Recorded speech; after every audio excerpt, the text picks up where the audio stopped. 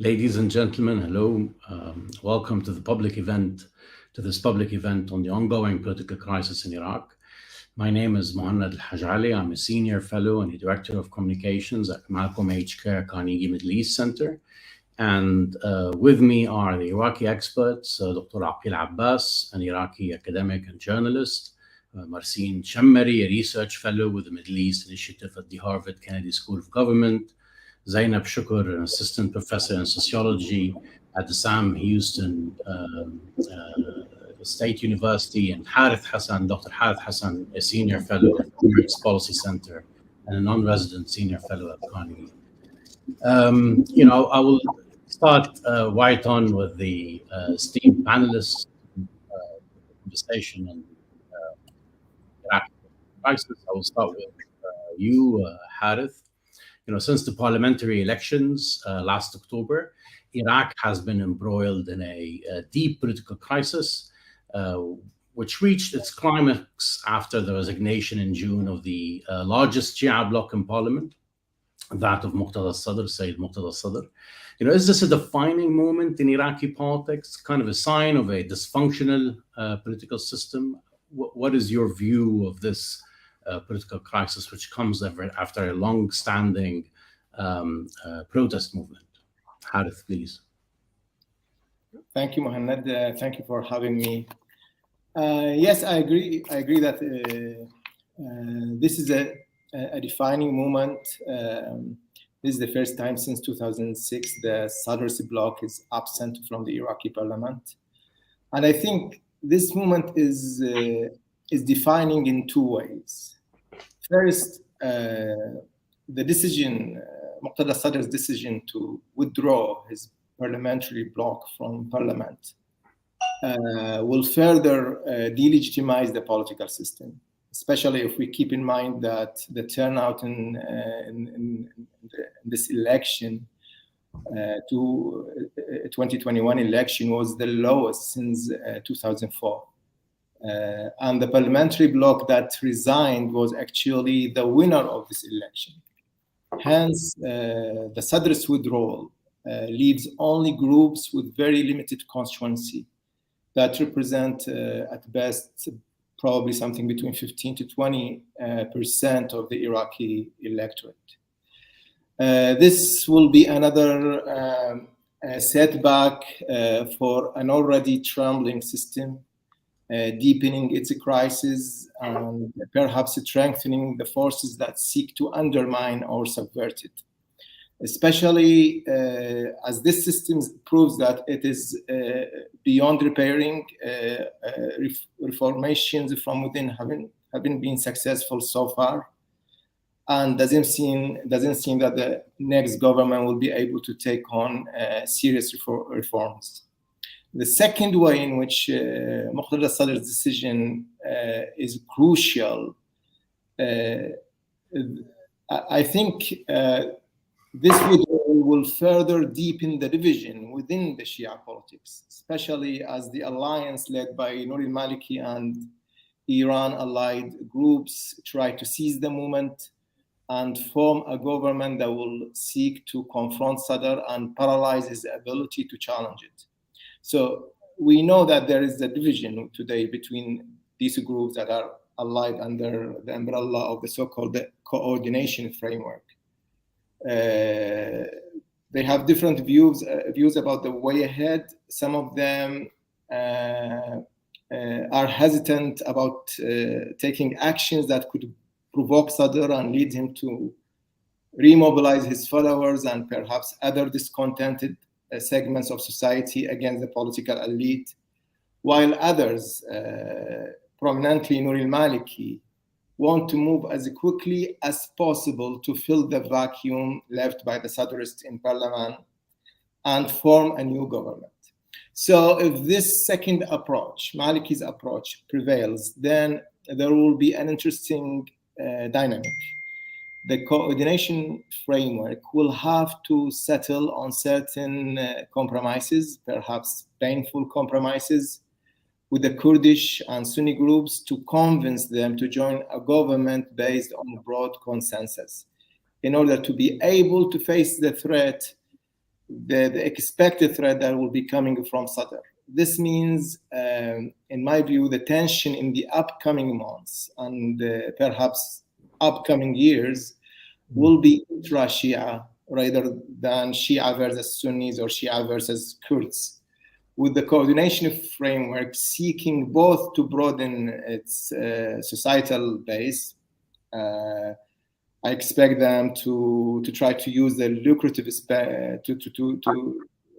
to use lucrative spending on patronage and subsidies, especially if oil prices remain high, and at the same time working to strengthen their oppressive apparatus to face any future wave of protest, and that by itself will change the nature of the regime, which will grow more oppressive and brutal.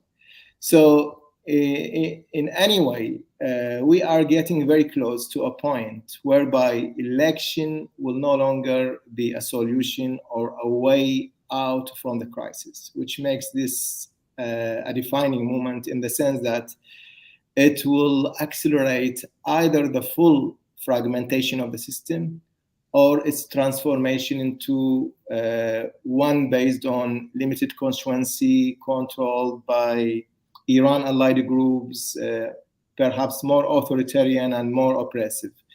Very likely also is that we will have a combination of the two in a more chaotic and volatile scene. So basically, what you're saying, Harith, is this is the failure of the political system. It's a moment in which this political system, which was established after the 2003 invasion, has reached its climax.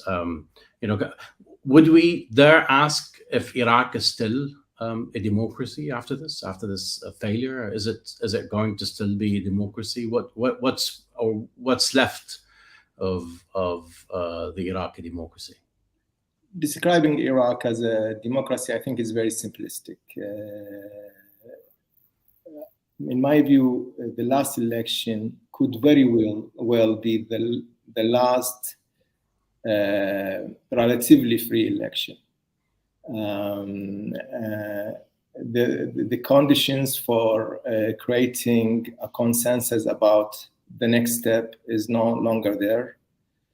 Even if there is an agreement to dissolve the parliament and go to an early election, or just placing an interim government to prepare for a new election, there are huge disagreements about the electoral law, and Sadr himself said clearly that he will not participate in an election again if the same groups that he has been competing with will participate.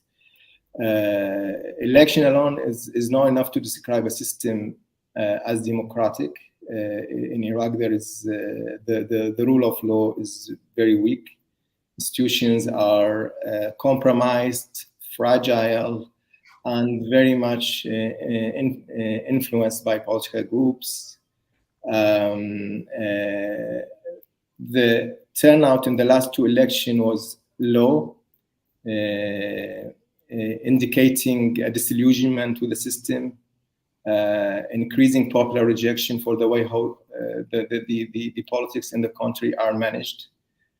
And now even the election that was the only probably ingredient of a democratic system will become more difficult to be held.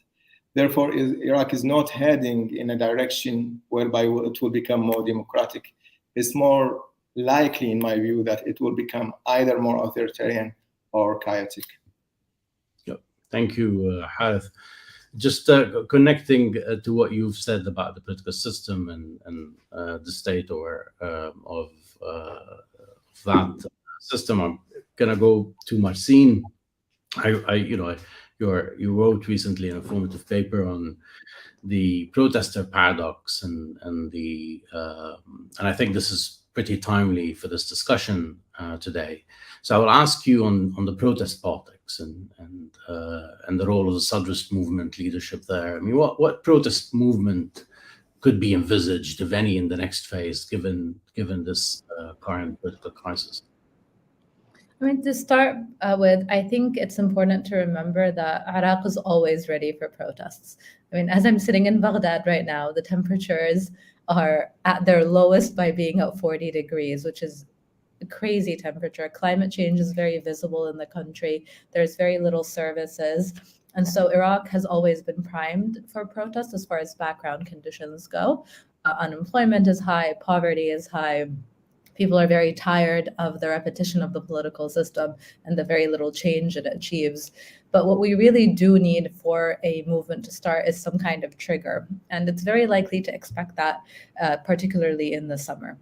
Now, that being said, an organic protest movement is one thing, and a Sadrist-led protest movement is an entirely different thing. And I'd like to spend a little bit of time just distinguishing between the two.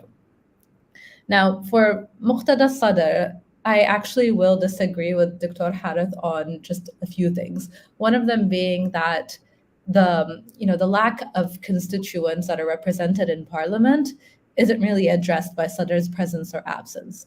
If we look at the actual numbers of who voted for him, about 900,000 people in 2021 produced 73 seats, and 1.5 million in 2018 produced 54 seats.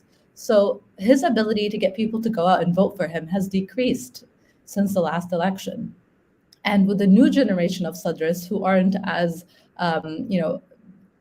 adherent to his father's teachings or adherent to the Sadr family legacy as the older generation, there is going to be a drop in his ability to influence people, particularly the people that are referred to as the Sadrist, relatively young men in poor urban areas in South and South Central Iraq.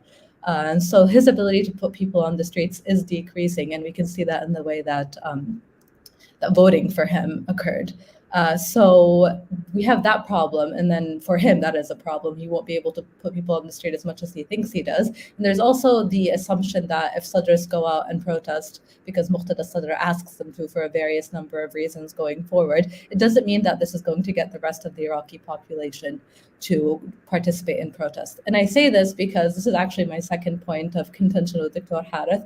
I actually think one of the winners of this Sadrist withdrawal from government is actually one of the protest-based parties, Imtidad, who had 9 seats, and now they have 16 seats. And I just spoke to one of the MPs who didn't think she would be an MP and is in parliament right now talking about being sworn in. And so these represent a slim, nevertheless existent hope for change in Iraq. And when you speak to civil society in Iraq, the same kind of people who were leading the protest movement in 2019, they tell you exactly, the same set of grievances I talked about, Dr. Harith talked about, any Iraqi scholar will talk about, but they'll also tell you that they're willing to try this push for reform, see how far it goes. And until this moment, they haven't given up on this.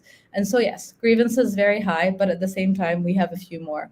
MPs. And one thing I do always appreciate about the Iraqi public that doesn't get said as often is that they're always willing to give the benefit of the doubt to a few new people until these people fail them, as they have failed them so far. But there's always this bit of time where they want to see how things play out before they go to the street. And so I do think the chance of seeing a mass protest movement that's organic, the way we saw in 2019, isn't high, specifically because the tools for mobilization that we saw before can't easily be replicated. That being said, the next time we do see an organic protest movement, it must mean that people have lost hope in this ability to reform through parliament, in this celebration of more independence and the celebration of more protest parties that had happened when the results first came out, and that right now might be a potential silver lining of this very confusing fiasco that Muqtada Sadr has put us in. So I hope that answers your question, but happy to elaborate at any point. I think a follow-up question to what you've mentioned. You're in Baghdad now, and I just wanted to ask about the public reception of the Muqtada Sadr and his bloc's resignation. And you also mentioned the protest movement's representation in parliament and civil society, the new independent MPs. Their positioning on this and how they see the way forward? Is that is it a popular move that the one that he made? Would it see more people losing trust and faith in the system, or what's left in the system? As Harith said, it's pretty simplistic to call Iraq or even any of the region's elections are kind of fair or democratic in Western sense of the word. It's a great question. I mean, there's different audiences to what Muqtada al-Sadr did. For his audience, this is going to be something that's applauded. The man stuck to his principles. He couldn't get a majority government. He left. Like, it's a big deal. To the average Iraqi, there's a bunch of different theories of what happened. The primary theory being that Iran threatened him to abandon his position and to just abandon parliament. Will this get him any more followers? Will this get him any more credibility from the street? No. The guy's been, flip-flopping in Iraqi politics since we've met him. So this doesn't buy him any new followers, but it certainly will buy him credibility with his own followers, which may be something he's looking for. Yeah, that's interesting. I mean, he reminds me somehow of some of Lebanon's politicians. Lots of flip-flopping and changing positioning on local issues. I'll move to Aqil, because you've written a useful analysis on Sadr and calling Sadr a successful tactician, but not a successful strategist, which kind of explains these shifts. Specifically, him potentially hedging his bet on protests to force the framework to give up on the blocking third, which is also a kind of a Lebanese import to Iraqi politics. So I just wanted to see, if this fails, which is probably the most likely scenario, what would his next move be? Would we see violence? Is it on the table? Thank you for this. Let me say a couple of things here before we get into Sadr, because I think we might lose a lot if we only focus on individuals, political leaders. I see politics in Iraq going increasingly in a direction where political leaders have less and less control over their own parties and the masses, if they do. The one good thing about the last crisis leading to Sadr leaving the parliament is that this is probably the best crisis, if one can characterize a crisis as being good or bad. It is a very clarifying moment. All previous crises in Iraq really raised the wrong questions, and people were misled by accepting answers for wrong questions. In the previous elections, the debates were really about ethnic questions, sectarian questions, more or less primordial questions. The Sunnis were wrong, they were with Saddam, the Shias were oppressed, so on and so forth, henceforth. They deserve some sort of compensation. The Kurds are secessionists. They don't want to be part of Iraq, so on and so forth. So, and these debates really only further polarized society. There were more or less, ethnicity, sect-based questions. And in this election, the first time the right questions are raised, and these are issue-based questions related to what form of government we want, we need. And there was the Sadr's proposal, for a majority government, and there is, the consensus ethno-sectarian, power-sharing system that has failed. Everybody agrees with this, even the politicians who are adopting it. So what this says to me, there's a clear rise in political awareness among people, and I would say the majority of Iraqis sympathize with Sadr, not necessarily being Sadrists themselves, but they sympathize with the argument. They sympathize that this is one path to accountability.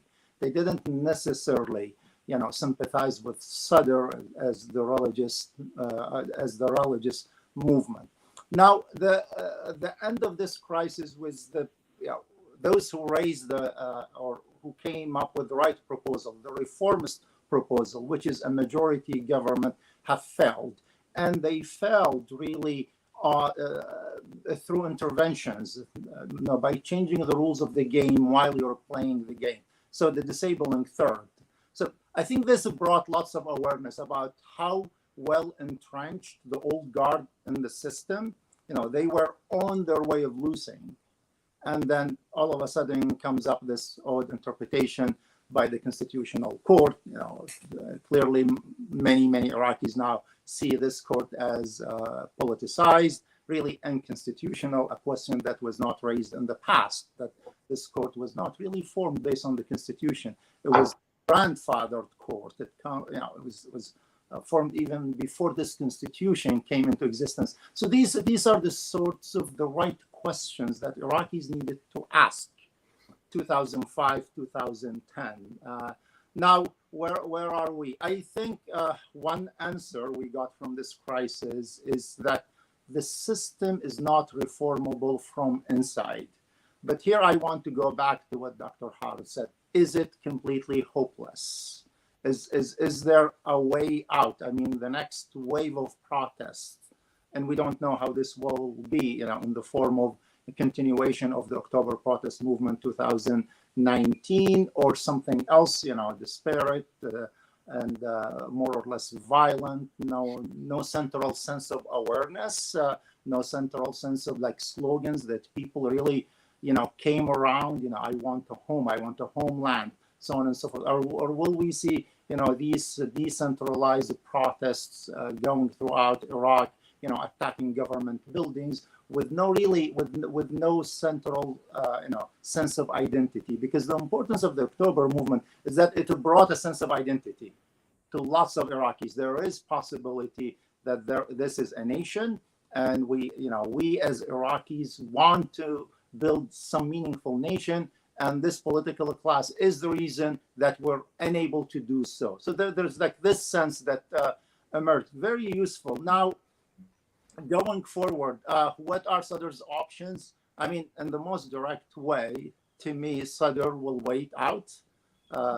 He waits until this government is formed, until it fails on its own terms, buckles down under its own errors. And then at that moment, I think Sadr, I agree with what Marcin said. Sadr does not monopolize the street. Now, I think he has a little bit more control than what Marcin said. In 2018, the election, it was Sadrist and Sairun. Sairun that included the Sadrist and the Communist Party, and lots of liberals actually voted, and their votes were squandered. But I agree, fewer people voted for him 2021 compared to 2018. Yet, I think the dynamics of the Sadrist movement, the inside dynamics, we need to pay attention to. Sadr's position, one benefit from this previous position is really trying to cancel out a previous reputation that he has one leg in the system and one leg outside the system. So he was opportunistic. And actually, many Sadrists inside the movement were unhappy with this, and they decided to leave the movement or stay neutral. Now, when Sadr left, and he's the winner, if he's somebody, I think the argument runs this way: if he's somebody who's interested in resources and amassing wealth, and he's just playing us all, goofing around with our minds, so on and so forth, he would have stayed, and he would have really the reason to stay, because everybody was pressuring him to accept an expanded, majority government. So he could have saved face staying, getting the resources, the authority, the influence that he wants, while he has the excuse because he tried it and he failed. But he actually acted on a principle. The argument that could be marketed, he acted on a principle. He left and allowed others to form their own government. The government will fail. What I see, I agree. In the summer, I think we have a short honeymoon here, with the rise in oil prices. The patronage system would kick in. It could appease people for a few months, but this system is ultimately, non-functioning. It has failed. So I would see after the short honeymoon, waiting for a trigger, some sort of a trigger, and some sort of an alliance emerging between the Sadrists and the Tishreen movement. Tishreen is not really an organic movement. It's a mixture of people who share an anger and who share in some sort of activism against this system, but they don't have much beyond this. They're working on organizing themselves, entering politics, so on and so forth. The last thing I want to say, I mean, I cannot see this government making it to 2025, the next election. That's very difficult for me to see. The last thing I want to say is that has this regime lost all legitimacy? The next step for it is to be overthrown. I may caution against this. Couple of reforming moves happened over the last 2 years, changing the electoral system, the election law. That is significant, actually. And the second thing is that the IHEC, the High Election Commission, Iraqi Commission, actually managed to deliver transparent election. Now, we will have to wait and see if in the next year or 6-7 months, if the current political class that is in power, if it tries to change the election law, because they have been saying this. Now, if they change it, then the last hope, the last vestige of a change within the system, that you can rotate, bad parties and bring in new ones, I think would be extinguished. And then things would be settled in the street one way or the other. We'll have to wait and see if the current, government, the coming government, if it has learned lessons or not. Aqil, just a quick question. Harith had mentioned the role of Iran. Iran has a set of relations with basically most of the political players in Iraq. How do you see Tehran maneuvering in the next phase? What are Tehran's options? I mean, the Iranian position has been historically ethno-sectarian power sharing. All of these Shias will have to go together. And this time, it's the first time, I think, since 2005, we see Iranian influence receding. And I think until this moment, it has not really shown itself. The Iranians have decided to stay put, allow Iraqis to do things, but while still, working with these Iraqis from behind the scenes. I see the Iranian role in the future is to continue to work through the coordination framework without really putting themselves out. So we will not see, a repeat of the high-profile role that Soleimani played under any, new different names. The Iranians, I think, have learned that putting themselves out in Iraq costs them a lot, but they have not at the same time pushed for any sort of reform. And their position in this last crisis, I mean, they really casted the decisive vote, by making the coordination framework coherent, not allowing it, to be divided and go with Sadr, not allowing the majority government to go through. And there is lots of talk that the Iranians were behind the disabling third, last decision that changed everything. So, thank you. Zainab, Dr. Aqil mentioned the rising oil prices and its impact on the situation. I just wanted to ask, because you've written about this, about the impact of the conflict and the rising oil prices. I mean, the protest movement and the political crisis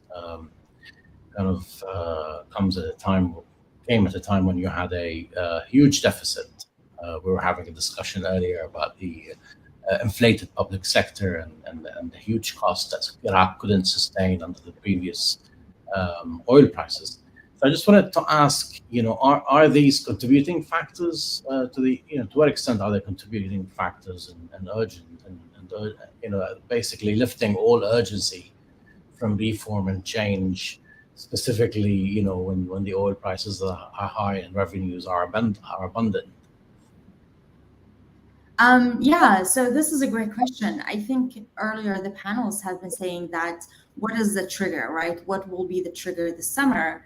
And I think the trigger might be economic. Even though oil prices are rising, the reality is that you have a country with very limited state capacity, with very limited institution capacity. And so it cannot really take advantage of the rise of oil prices and use it in a beneficial way to provide a safety net or a support system for the underemployed, for those who are the weakest or the most vulnerable in the population. So, for example, if we take the war in Ukraine right now, I think we're seeing a rise in oil prices, and that should be a good thing for Iraq.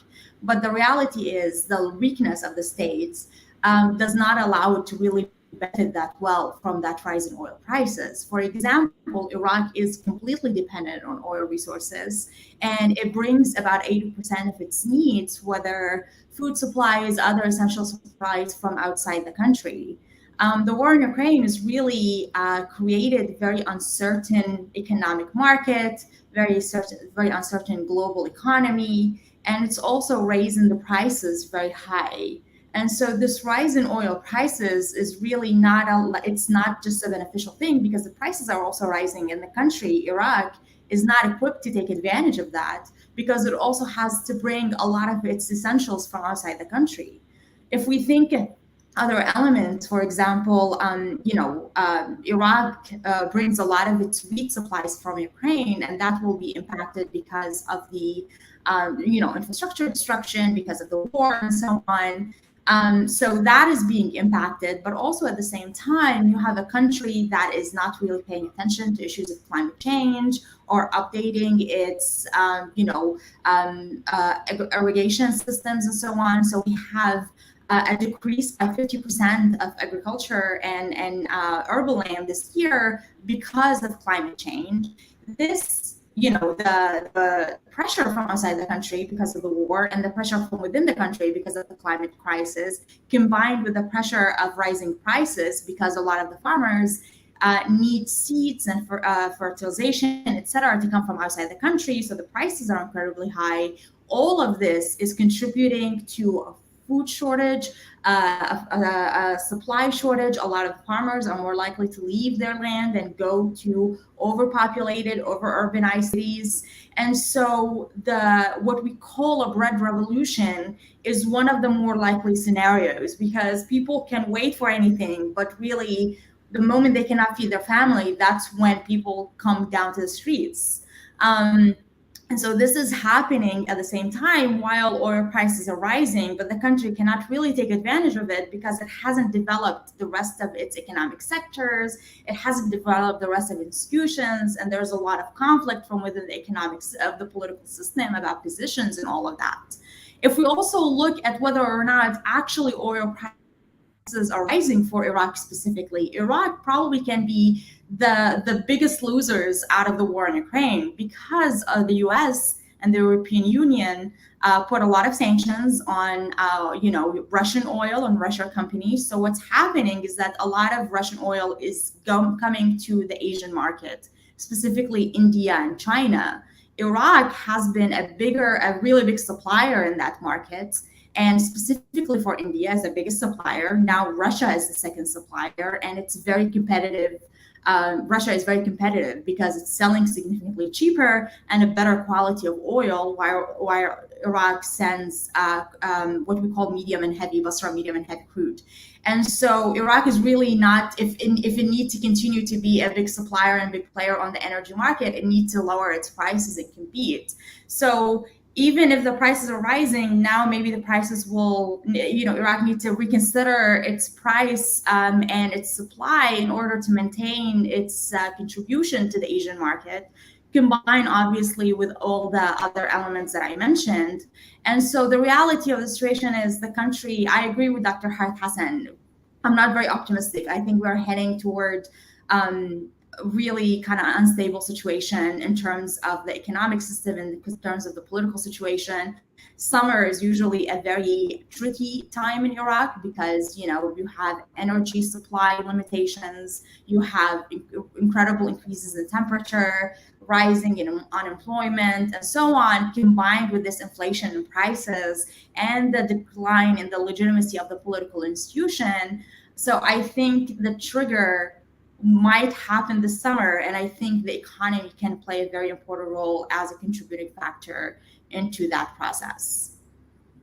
Yeah, very, very, very useful points, Zainab. Thank you for that. Harith, I'm just going to go back to you and try to understand a bit more the regional context here. I mean, as you said, this system is reaching a kind of a dead end, and of course, as the major political players face these existential questions, I suppose Iran is also facing them as well. I mean, it has been the prime beneficiary of this post-2003 system. And so, is Iran thinking about what's next? Is this, how could it mitigate the next phase? And also a question about the nature of the system. I mean, the dominant players in Iraq have been Islamist leaders, and the clerical establishment has been playing a role in backstage, perhaps with guidance, but it has been impacted in the crisis. There's a loss of confidence. There's perhaps a move. The protest movement showed some signs that they're interested in a secular state and separating religion from the state. Are these questions, and is the next phase going to be a worrisome one for Iran? Before answering this question, I just wanted to comment about what Marcel had said. I don't find us in a disagreement. I didn't say that Sadr has a huge constituency. What I said is that with the withdrawal of the Sadrists, the constituency that the parliament is representing now has shrunk a lot. I'm aware that the Sadrist constituency has been already shrinking. The number of votes that they gained in the last election is less than the number of the votes they gained in 2018. But now with them withdrawing, the largest political bloc in the parliament, obviously that the constituency that this parliament is representing has been diminished. Regarding your question, I think Iran's policy in Iraq has shifted from defense into some kind of hegemony. The main concern for the Iranians after 2003, after the U.S. invasion of Iraq, was to make sure that that Iraq will not be a base to wage a war or to attack Iran, and that there will not be a government in Iraq that is allied with the West against Iran. But today, Iran is a hegemonic force in the sense that it has invested so much in the status quo, and it is now earning the profits of this investment, and it's not willing to abandon this status quo. We saw this in Tishreen in October protest, when the Iranian official position was clearly against the protest. We saw this today also with the Iranian unwelcoming position of Sadr's attempt to subvert the broad consensus power sharing or muhassasa system, trying to establish some kind of majority government. So the Iranians are protecting the status quo because they are getting profits and benefits from the status quo, and also because they are involved in their perspective in a broader regional and international conflict that does not allow them to try to develop a more nuanced policy in Iraq. They are subscribing to this grand narrative about the nature of the conflict in the region as the resistance axis against its opponents. And the current ruling elite in Iraq in Iran is not willing to revisit this approach and try to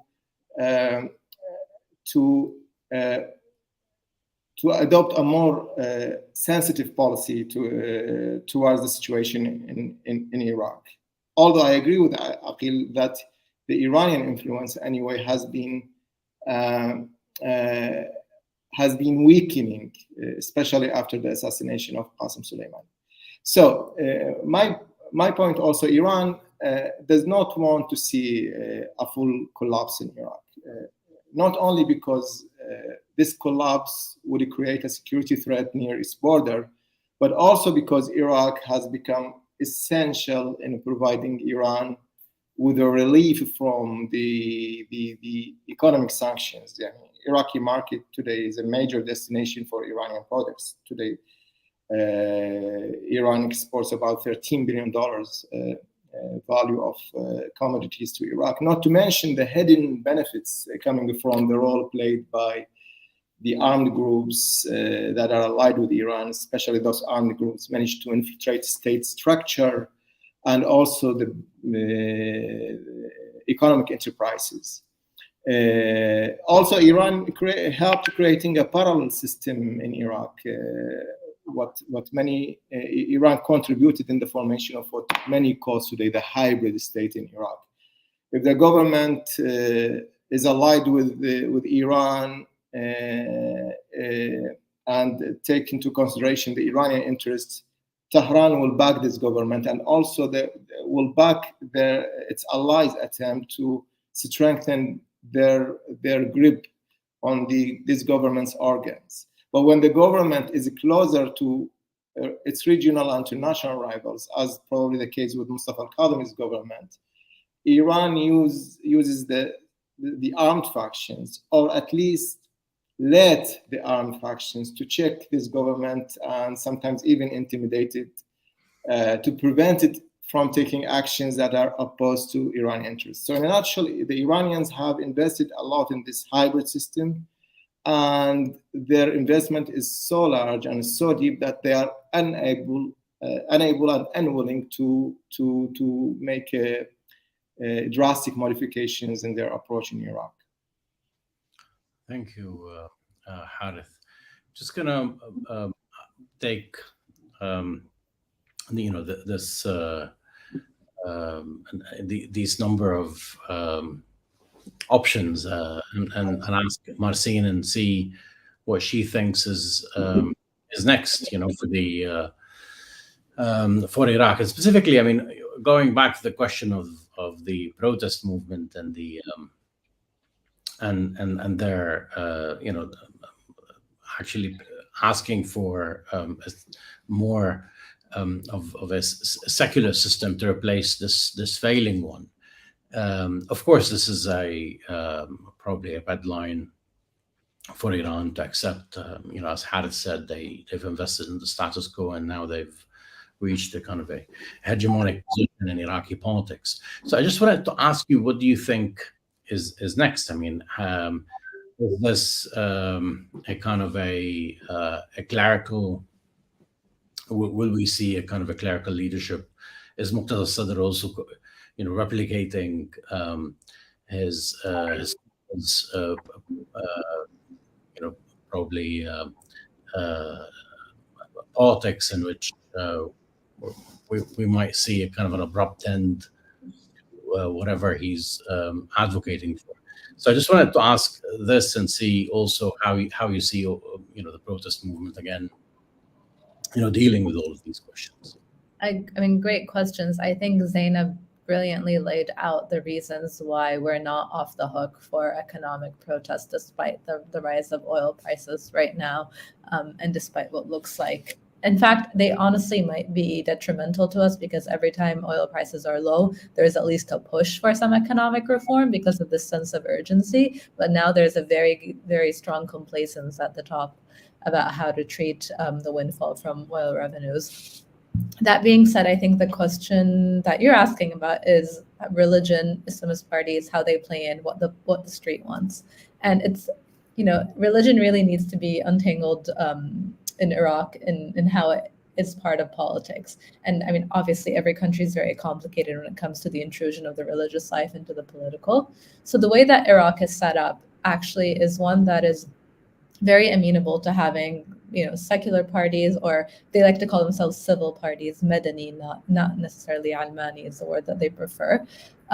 And, constitutionally and in other ways, Iraq is pretty set up to accommodate that. But what the problem that we have in Iraq is that since we had, our elections in 2005 from the start, particularly among the Shia, Islamist parties have always won, and have always won because they were able to organize and they were able to use the experience they had from being in opposition to Saddam Hussein to be ready to use identity politics, which I forget who of my colleagues said it, but was saying that it's greatly diminished in Iraq right now. But the way they did this is that even though they're politicians, they tried to use the legitimacy of the religious establishment in Najaf, of the Marja'iyya of Sayyid Sistani, to give themselves legitimacy by calling on all these ties that they had. And in some ways, the religious establishment did not help themselves because they allowed this to happen, and sometimes they indirectly supported Islamist parties, whether through encouraging people to vote for them, not directly but indirectly, or not speaking against certain actions in the beginning. So what we have now is we have two completely separate institutions, which is Islamist parties and the religious establishment in Najaf, but the religious establishment in Najaf is paying a price for its perceived association with the Islamist parties. The Islamist parties among Shia youth are almost completely criticized and unwanted. And we saw from Tishreen that there is this push on the street for civil, non-religious parties in Iraq. And, we've seen those that were created after Tishreen achieved some impressive success, to be honest, for new parties in parliament. But one of the things that has happened because of Tishreen is that the Marja'iyya began to fear so much for its reputation because of this association of the Islamist parties that they actually changed the way they behaved towards politicians in order to distance themselves. So one of the first things they did was that they didn't support the government, and that they actually, supported protecting protesters. And they were very careful. Their language is very nuanced. And one of the things that you can always count on the Marja'iyya to do is to preserve the status quo. So what they did was they said, you can protest, you can do all these things, let's get a new government, but let's not demolish the system. Let's use the constitution, let's use the electoral system, let's change the electoral system. And so going forward, if we hit a point of instability, a point of crisis, a point where we're like, wow, this government is being hit by protest or by other challenges, it's not going to last, you can expect the religious establishment to get involved, but it will preserve the system. Despite all the shortcomings of the system, despite everything we've said, they will be preservationists, but they will do so in a way that doesn't anger the Iraqi public that has largely turned against Islamist parties and is punishing them electorally, although that's manifested mainly by boycott rather than by voting for other parties, unfortunately. But this is where we are when it comes to religion and politics. Muqtada al-Sadr is kind of, he espouses both worlds, where on one hand he is a cleric and he's in parliament. Well, he's no longer in parliament. His representatives are no longer in parliament, but he was in power for a long time in one form or another. He controls ministries, he controls government offices, but he also makes a lot of these allusions to his father and his uncle, who are very important in the religious establishment.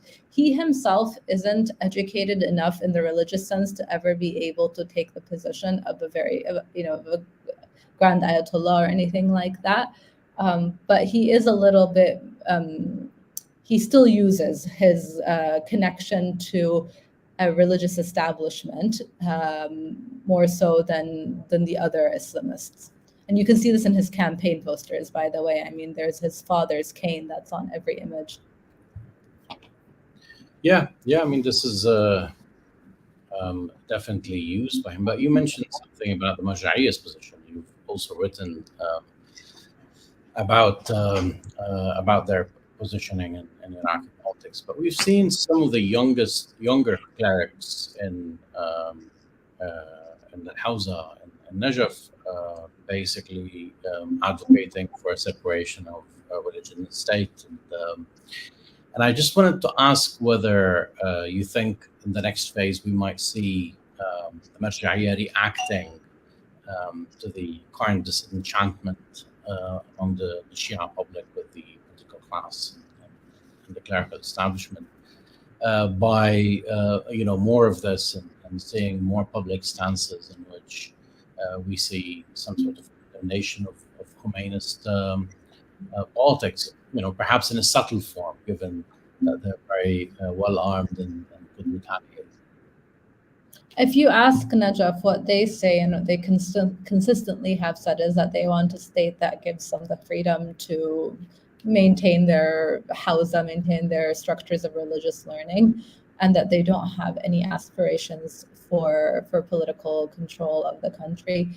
Like the Shia in Lebanon, actually, they have this vision of the country as being too pluralistic and too diverse to be able to be ruled by a theocracy. On paper, this is what scholars, Shia scholars in Lebanon and in Iraq, have always said about their views. So I don't find it likely that the Marja'iyya will ever push for increased involvement in politics, mainly because I did a study for my PhD of the Marja'iyya's role in anti-government protests from 1915 to 2020. And the bottom line for the Marja'iyya is they want to control their religious institution. They want to be able to control their schools of learning, and they want to do it in a place that is stable and allows them to do so. The most important thing is protecting that space.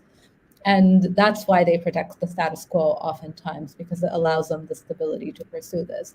Their reputation is a very big part of it, and that informs how they react to politicians.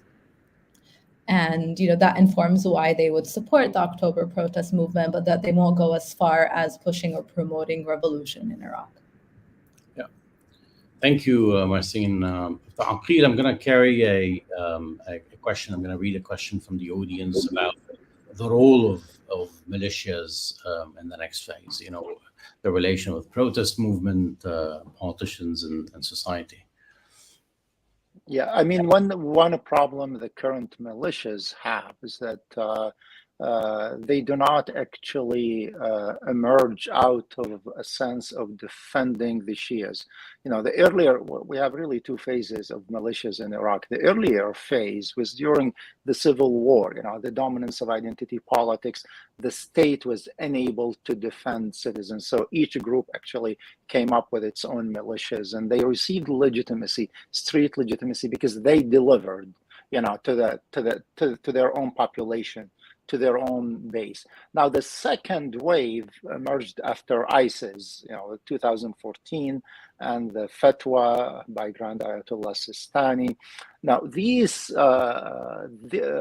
militias are more ideological, much less tied to the population, feed off the state, and their fights are also more ideological. So fighting the US in Iraq, clear links to Iran. They have very little legitimacy. And the other thing is that it's the sheer thuggery of these militias. There were, in the past, the first generation of militias acted like thugs, but they acted as thugs against the perceived enemy. Now we have a militia. There is around which there is a universal agreement that they undermine the state. Even the coordination of framework does not come out and defend these militias. They run a patronage system, and once they are weaned from the state, they cease to exist. And I think lots of people are waiting for a move from the government in that direction. Had the Sadrists formed the government, Sadr made two important promises, and I think that got him lots of popular support. Support for the idea, not necessarily the individual. He said the militias will be dismantled, and then serious anti-corruption. Now he's out.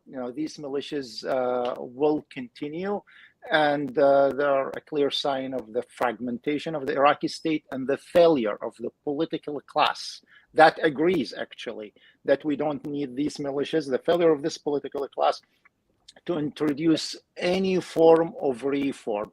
Militias will continue to exist in Iraq under the current political class. I think our militias basically a part of politics in the Levant for years to come. I mean, militias in Syria are pretty active, and they have the stake in politics. Of course, there's not the space in Syria for them, to express themselves in elections or anything of that sort. But the same applies also to Lebanon. We're seeing militias playing a kind of a role in politics and becoming normalized. Are militias normalized in Iraq? Is it going to be the accepted norm in the foreseen future? I mean, I think the second generation of militias, 2016 and after, I wouldn't say they have been normalized. Politically speaking, they keep their own identity. They stick to their own identity as being political, محور المقاومة, the axis of resistance. So they tie themselves to Iran and to a regional sort of conflict, which really doesn't resonate with lots of Iraqis. But because they have the resources, state resources, they have created some sort of support. But that is clientelism, not really ideological belief, as was the case in the first generation. In Iraq, I think militias require the strong will of the state to find a solution for this problem. And there is, I would say, a strong popular support for a move against the militias. I don't think this is going to be the case. The militias are linked to Iran. They might play a low-profile role, but they are part of the system. And the last thing I would say, I think they received a new mission. If this regime is threatened, by a mass protest movement, okay, the army will not protect this regime.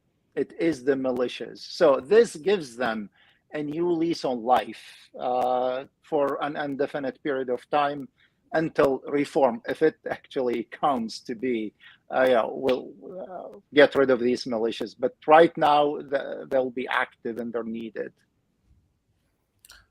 Thank you. Thank you for this. Very useful. Marcin, I wanted to ask you about climate change, and also to ask later on Zainab about climate change. But I wanted to link what you both say about this important topic. I mean, we've seen some major shifts in the weather and weather conditions, and lots of impact on Iraq, food security, and also the living conditions. And Zainab linked this to the protest movement, and you agreed with her. And I just wanted to ask if you can elaborate a little bit more about, when we speak about climate change, how deep is this? Is the impact of climate change on Iraq? I'll respond very quickly so that I leave mainly to Zainab, who's the expert on climate change in the group. I'll just speak from someone who has been living here and who has also been working a lot on displacement in Iraq. This year has been insane and unbelievable in terms of sandstorms that have hit Baghdad. and that have hit other areas in Iraq. And I said Baghdad specifically because it's where I live and where it impacts daily life.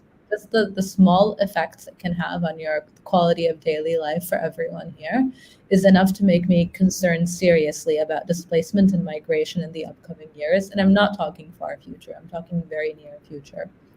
If you look at IOM's displacement matrix, which was in the past used mainly for ISIS caused displacement in northern Iraq, right now, the biggest thing that they're looking at is looking at southern Iraq and the displacement from rural communities to urban centers, and specifically a lot of the rural farming communities moving to places like Basra, which already has a problem of toxicity of water, scarcity of water, extremely high temperatures. And there is there's no urban planning in many of these communities, which makes daily life even more exhausting for individuals. And frankly, at some point, uninhabitable. It's going to be an uninhabitable city, particularly in the summer months, but probably half the year looking forward into the future.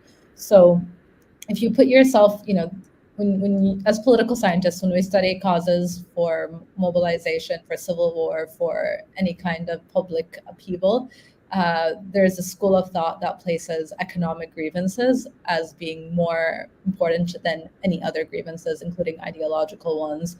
And basically what they say is that, economic grievances, unemployment, difficult conditions of living are much more empowering for someone to go out and protest or to go out and try to do something about it, rather than a feeling of being discriminated against by political or identity-based reasons. And I think in Iraq this really does play out, because Iraqis have seen their fair share of grievances based on ethnicity and based on racism and based on a variety of other things through the years. But where the average individual truly has nothing to lose is when their everyday life is being threatened by forces that are completely outside of their control. But what is really interesting about the Iraq case is that when you talk to the average Iraqi about climate change, at this point, the idea of climate change is still very much tied to the failings of the political class. And I don't think they're wrong here, because what they're asking for is, obviously climate change is a man-made problem of global proportions. But what they're talking about specifically is why are there no trees in our cities? Something as simple as that. Why haven't we invested in these things when we knew they were coming? And recently we were at an event where there were experts from the Ministry of Water and various other ministries. And they were talking about how a lot of us think that these problems are created by outsiders, but a lot of them have been created by mismanagement within Iraq, including the water crisis we have in the country. And so these grievances are completely going to play. If you step outside in Iraq for 5 minutes, you'll feel so angry you want to protest, because you really have, I know this is like a very trite way of explaining this, but if you go in Basra and you have to spend a day there, and the difficulty of doing things that for your everyday life that are so much easier in other places, it will accumulate, and it will accumulate into frustration. And that's why I said Iraq doesn't need background conditions. We have them, we've always had them, they're going to get worse. What we need is a trigger, and triggers they're not hard to come by. So, definitely watch the protest space. I will let Zainab elaborate, since she is our climate expert. Thank you, Marcin. Yeah, I definitely agree with Marcin. I think she summarized the situation really well. Climate is, I think, the big crisis, the big upcoming crisis really for us. And it's a combination of multiple things. It's a combination of failed state capacity to handle negotiation with Iran and Turkey when it comes to water supply and so on. But it's not really the fault of only Iran and Turkey. It's also the fault of super outdated irrigation systems, very outdated ways of farming, of providing support and funding for farmers and so on. So there is a major lack of interest really by political actors to invest into maintaining water supplies and maintaining the agriculture sector. And there is a reason for it, right? I think it's intentional to some degree. Climate change is impacting every country, But in Iraq, the survival, like Dr. Aqil said, and Harris said, and Marcin said, the survival of many of these militias, many of these hybrid actors really depend on the continuation of supplies of oil and revenues from oil and rent to allow the continuation of this kleptocratic system and this hybrid state survive. And so we're talking about people who are thinking very short term, right? They know they're going to be here for a short period of time, accumulate as much resources as you can, and survive for that period of time, and don't think long term about what is the impact of gas flaring on the environment. What is the impact of only putting resources into investing in oil fields rather than investing in planting trees in the city, in Baghdad, in other cities, and so on. So what we're seeing is just major urbanization. We're seeing is major increase in population. We're seeing corruption playing a very important role into contributing to climate change.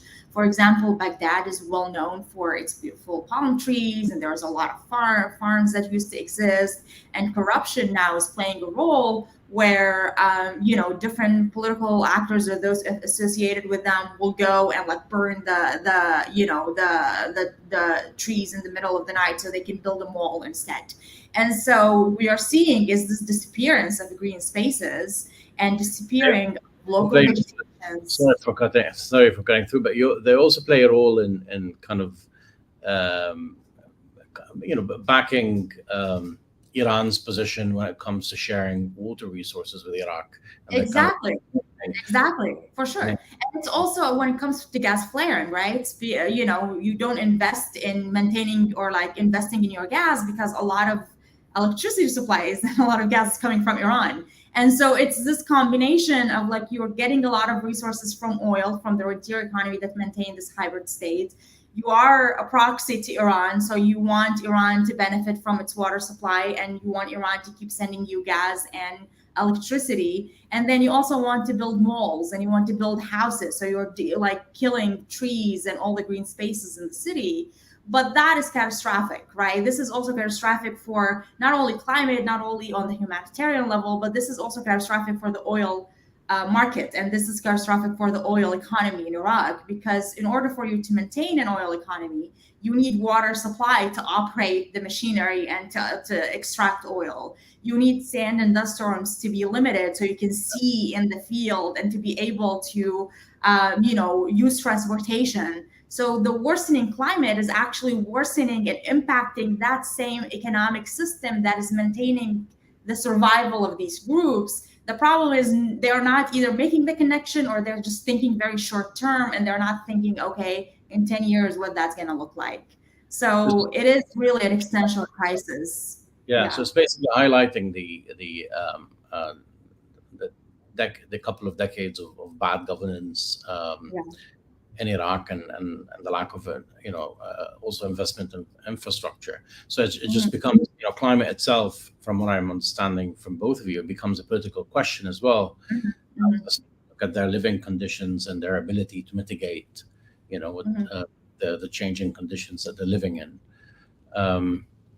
That's very useful. I just want to move to Harith and see, basically, because Harith has written about this, specifically about the role of proxies and distribution of water resources with Iran. And I wanted to see also, for you, when you look at the priorities in the next phase, of course there are these big political questions, but then as the summer kicks in harder, and then there's exacerbating conditions, and also the Ukraine crisis impact on food security. Are these big questions to be worried about in the next phase, or specifically in the near future, or will the rising oil prices kind of mitigate these issues?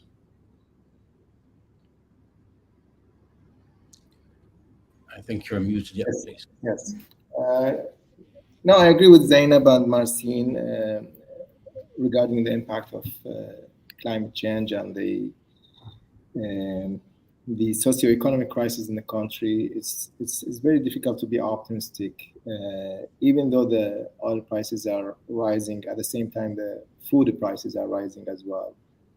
And most of the economic policies that are put forward by political groups are usually of populist nature. Just today, I heard that members of parliament are gathering signatures to force the government to restore the price of dollar to its previous rate. We know that the government of Kadami increased the price of dollar in 2020 as an attempt to face the decline of oil revenue due to COVID crisis. But all these policies are mainly meant to be short-term, pleasing some segments of society, but without any horizon for serious reforms in the economic sector. Iraq is a society that is very young society. More than 60% of populations are under 30 years. Some statistics refer to about 500,000 newcomers enter the job market. The private sector is so weak. There are protests everywhere with regard protests of young people, graduated young people, demanding jobs in the already inflated public sector. And I don't see any of the political groups that are going to control the government interested in taking painful reforms, because they prioritize their own political calculations. They prioritize feeding their own patronage networks, seeking to use the surplus of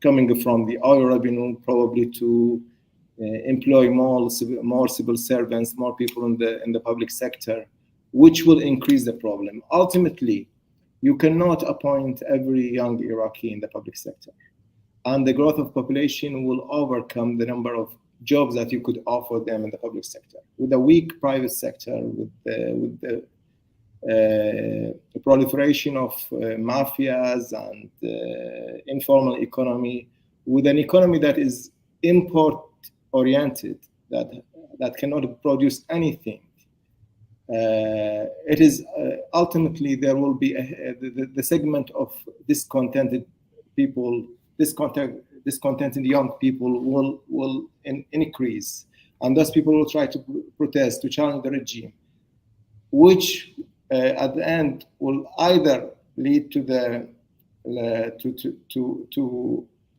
more tension, more clash in the streets, or to the regime becoming more authoritarian and more brutal in the way that it handled those protests. And Harith, when you speak about going back to the to some of the populist proposals in Parliament, lots of abstract talk in politics, and little concrete proposals that are actually relevant to the people's needs. But I just wanted to ask you about the consensual kind of consociational system and the way power sharing, specifically in light of the recent debates about the third, the blocking power of the third, Thulth Daman or Thulth al-Mu'attal, and basically, ruling by consensus. I mean, how can you reform? Can you pass serious reforms when you're ruling by consensus, or does this add, as we know from other cases, a more complexity to an already complex system? I think ruling by consensus is sustainable only when you have enough resources that make all stakeholders, all parties in that consensus-based government happy. But with increasing demands from the populace, with the possibility of, even if today oil prices are very high and they are expected to continue as such for a while, with the failure of directing these revenues towards productive sectors, towards creating more job sectors, and continuing to direct this money to feed the patronage networks of the political parties. Ultimately, the system cannot sustain itself for the long term, which is why my expectation is that if this system will not collapse because of the pressure of the street, it will have to change from within. And this change, unfortunately, might not be reforms. It might be one faction of those several factions that share the governing, try to dominate the resources and exclude the other factions and make the character of the regime more authoritarian. If you remember, Muhannad, in the 90s, there were these theories about democracy without democrats. Ghassan Salama wrote a book about that, and the idea that there are no democratic forces in Iraq. Let's try in the region. Let's try to create some kind of competitive system in which those non-democratic forces will compete, and eventually they will become democratic. Iraq is the embodiment of the failure of this theory, because what we see today is those non-democratic forces continuing to be non-democratic, actually more coercive. We talked about the Shia politics, about Shia parties, but we should not forget, for example, the example of Kurdistan, where there are two families ruling the region. Most Iraqi parties are ruled either by a person or a family. There are no election in these parties. And most of those parties have militias under different names. And most of these militias are actually sustained through state resources and through some kind of ambiguous partnership with the state, whether it be the Peshmerga or the Popular Mobilization Forces. So that system, that theory did not work. And the consensus-based system is also another manifestation of that theory, and it's not working. Therefore, probably I have this pessimistic tone today, that I don't see ability to reform the system from within because there are no reformers, or even those small political parties that Masin talked about, such as Imtidad. It became very clear from the beginning that first, they could not sustain their unity. They are already divided and competing among themselves. Some of those individuals were already co-opted by the dominant political parties. And at the end, they are still small groups that they cannot set the agenda, the legislative agenda and the government's agenda. So we are reaching the point in which reforming the system from within has become too difficult. Yeah.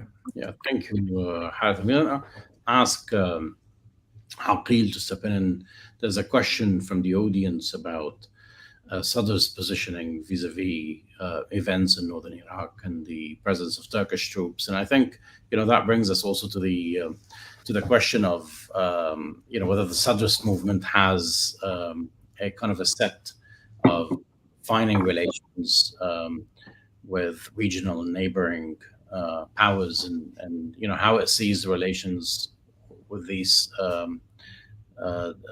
different powers, with Turkey, Iran, Saudi Arabia. Aqil, can you? Yeah.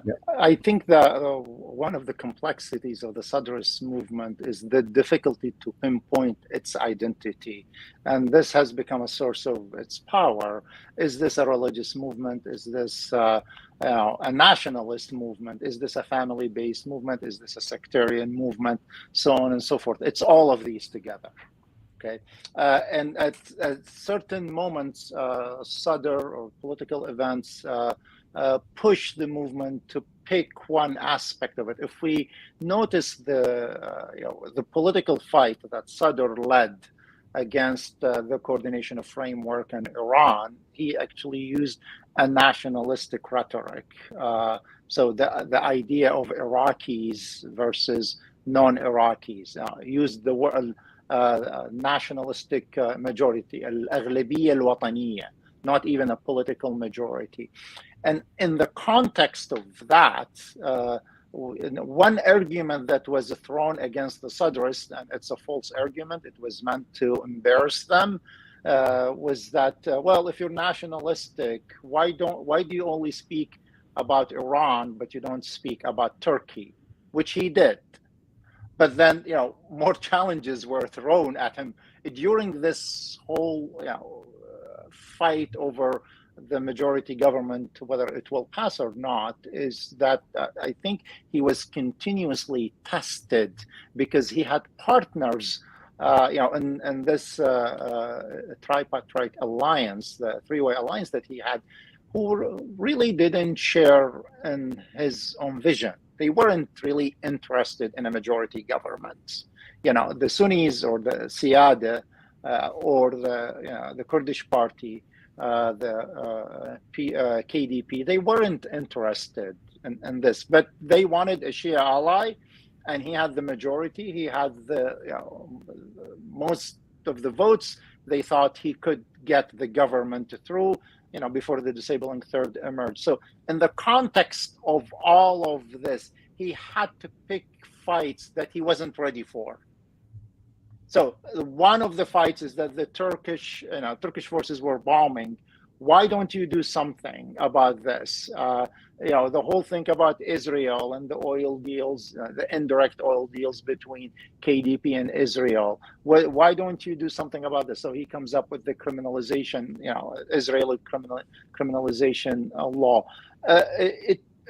I personally do not think that the Sadrist movement in and of itself has emerged or grown enough to develop, a foreign policy strategy for Iraq. Its importance is really, asserting this, this sense of the supremacy of the national experience of Iraqi Shias over the larger, overarching, religious experience. We're linked more to Iraq and Iraqis and Sunnis and Kurds than we are linked to Iran. We're linked to Saudi Arabia, to Kuwait, because they're Arabs like us. So I think that is really the importance of the Sadrist movement, because you don't see this rhetoric in other Shia Islamist parties, and you don't see them acting on it.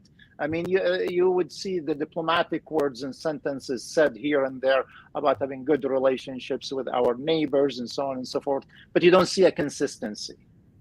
You don't see a willingness to act on this. The Sadrists have acted on some of these, but I personally think they were challenged every step of the way in a fight. They weren't fully ready for it because they weren't fully aware of what the other side had in its own arsenal.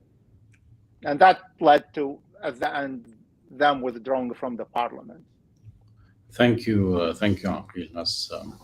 That was useful and to the point. There's a question to Marcin and Harith. How can the Muhassasa system be disbanded? And I think, just on the more of an optimistic note, I mean, what kind of, I know, Harith, you're not optimistic today, and I think rightly so, given all the big changes and the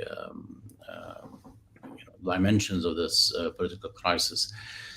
But if there's a way to describe,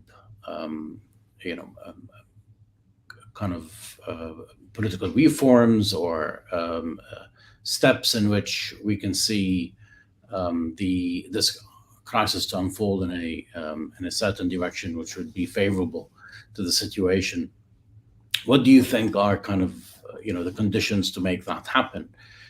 How could reform or change happen in Iraq? I mean, what could be the drivers for such a change? With Harith, and then of course with Marcin. Okay. From the experience of the last few years, we saw that when there is a pressure from the street, from societal actors, political groups try to offer concessions. This happened when Adil Abdelmahdi's government resigned. It happened when the previous parliament accepted to dissolve itself to go to an early election. When there is a pressure coming from the street, the political elite has two options: either to become more oppressive or to offer concessions. And since the political elite is self-fragmented, there is an opportunity to take advantage of this fragmentation within the political elite to force it to present this kind of concessions. But for that to happen, I think there is a need for a revival of social mobilization, not only in the form of street protest. There has to be better organization on the societal level, better coordination between reformist and protest groups. They need to get, of course, these groups, they need to gain some more experience in dealing with daily politics, in elaborating a reformist agenda. Their record in this sense is mixed, but there is no other alternative to continue to try to learn from the mistakes and also to keep on the pressure on the political elite. Yeah, thank you, Harith. Marcin, please. Yes, I mean, I will start by saying that I generally take a more optimistic view, not because I don't understand the complexities of Iraq, but because honestly, we have no other choice. You're looking either towards something very dark in the long run, or you try to find solutions where they may exist.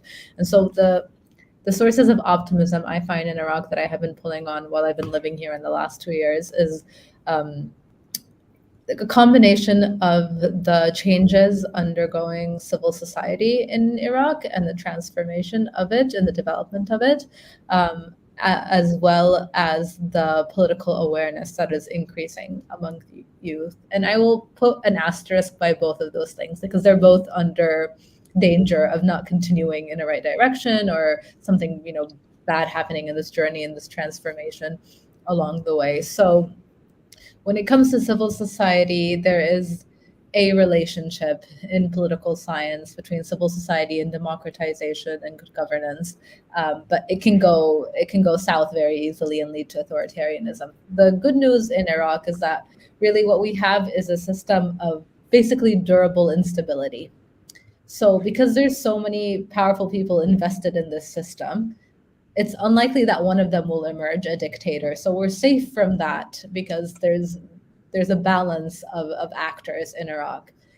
The problem with the muhasasa system that the question raised is that it is something that the Iraqi street rejects, but it's something that the Iraqi elite, and particularly the Kurdish and Sunni elite, like.